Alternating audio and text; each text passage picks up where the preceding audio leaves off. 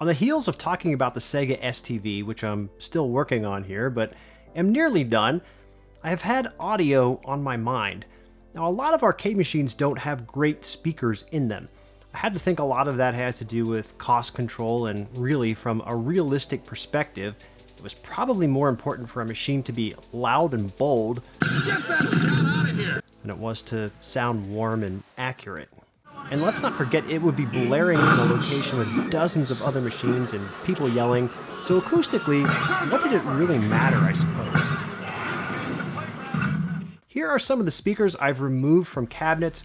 I'll hold on to them and keep them for originality's sake, of course, but we can definitely do better than this today, and for not a lot of money.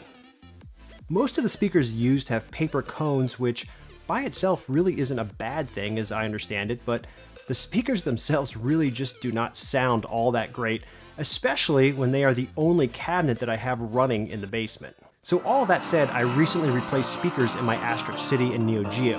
I went pretty cheap on the Astro. I just found something that fit and didn't have paper cones. And again, not that those are always bad, but I just wanted something that was a little different to hear how that sounded.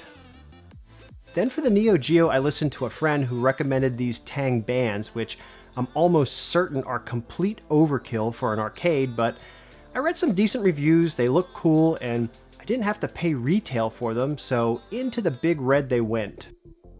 A few weeks went by, and I can definitely say that these sound clearer than the original speakers in the Neo Geo, but looking at my old Onkyo amp resting nearby, I couldn't help but wonder if I had cheated myself by allowing the MVS board to do all the work. These things deserved a small bump. I'll stop for a second here and just remind you that this is an arcade machine, let's not forget that.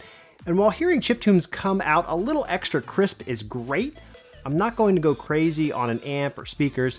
This is just kind of a bang for the buck project, meaning that pretty much anything I do here will be a pretty decent jump over the current situation, but I'm not going to get too crazy with it. With that in mind, I grabbed this Lepai 2020 Ti amp.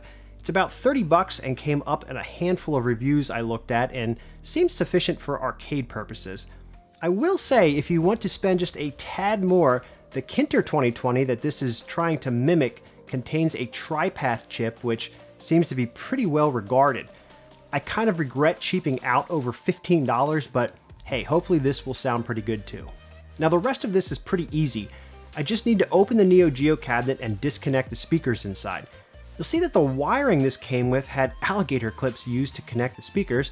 I don't know why, but ideally you would use disconnects or even solder. This is just a little odd, but I never bothered to change them out, and they work, so who cares? I used some Amazon speaker wire, again, not anything audiophile grade here, and dropped the wiring from the top where the speakers go down to where I envisioned placing the amp, essentially where the monitor remote board rests today. Then I cut another wire to match it for the second speaker. And speaking of disconnects, I didn't have anything on hand here that fit the smaller connection on the speaker, so I decided to just solder the speaker wire to the connectors. It's not my first choice, and it will make things more of a pain in the future, but that's my problem, not yours. To get audio going to the amp, I grabbed this cable online. It's a really simple 4-pin job that plugs directly into the Neo Geo motherboard. It works with a few models, but not all. It's a really basic design, and I know a lot of you could make this yourself, but I took the lazy route and just bought it already done for me. And from here, it's just a matter of running standard RCA from this cable right into the RCA female jacks on the amp, and then connecting the speakers up. You'll notice I did relocate my monitor's remote board to the other side here. I also used some zip ties to clean up the crossing over of cables and the new speaker wires so that there is ample clearance for switching out carts when I want to. As for powering the amp, I'm fortunate here because this will plug directly into my arcade power supply without me having to strip the power cord and tap into any additional wiring. It's a 12-volt amp, so it would actually work really well for tapping into your arcade's 12-volt line, but again, I don't have to do that in my situation. So powering everything up, I hear that familiar sound.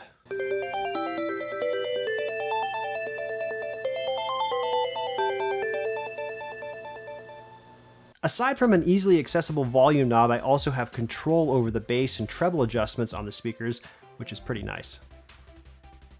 And oh hey, another nice benefit of this setup is that I can now tap right into the RCA output of the Mr. Cade if I find myself using that in this cabinet. So again, this is just a really simple non-audiophile setup that will improve the sound quality of your arcade machine for less than $100 if you budget shop, maybe even $75. I even went with these Pioneer speakers on the Sega STV, and you can see that they are super cheap, but they still sound better than the originals in my opinion.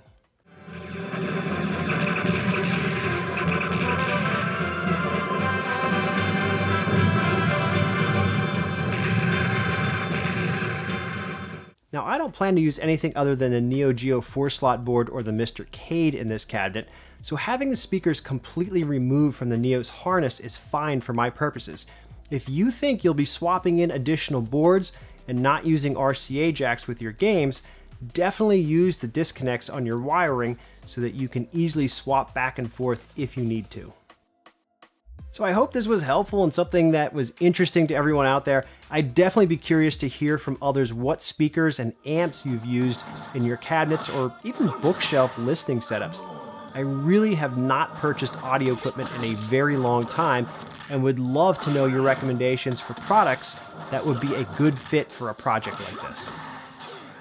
Thanks so much for watching today. Don't forget to like, comment, and subscribe, and I will catch you all next time. Later, guys.